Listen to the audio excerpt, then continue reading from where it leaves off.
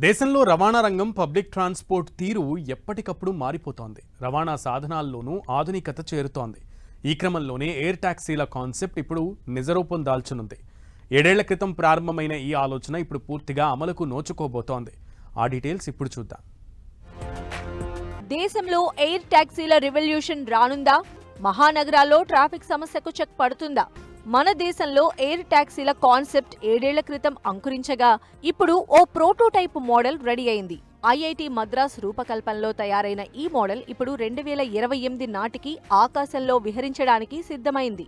చెన్నైకి సంబంధించిన ఈ ప్లేన్ కంపెనీ ఈ ఎగిరే టాక్సీని ఆవిష్కరించింది. చూడగానే హెలికాప్టర్ లుక్ తో ఉన్న ఈ టాక్సీ అంబులెన్స్ లాగా కార్గో రవాణాతో పాటు ప్యాసింజర్ జర్నీలకు కూడా వినియోగించవచ్చు. కరెంటుతో ఛార్జ్ అవటమే ఈ ఎయిర్ టాక్సీల ప్రత్యేకత. 2000 కేజీల బరువుండే ఈ విమానాల్లో ఓ పైలట్, మరో 2 ప్యాసింజర్లు జర్నీ చేయవచ్చు. ఒక్కసారి ఛార్జ్ చేస్తే 100 కిలోమీటర్ల వరకు ఆకాశంలో జర్నీ చేస్తుంది. ఈ ఎయిర్ టాక్సీ రంగంలో ఇప్పటికీ కొన్ని కంపెనీలు మాత్రమే అడుగుపెట్టాయి. మహానగరాల్లో ట్రాఫిక్ సమస్యలను అధిగమించడానికి ఇటువంటి ఎయిర్ టాక్సీలు ఉపయోగపడతాయంటున్నారు.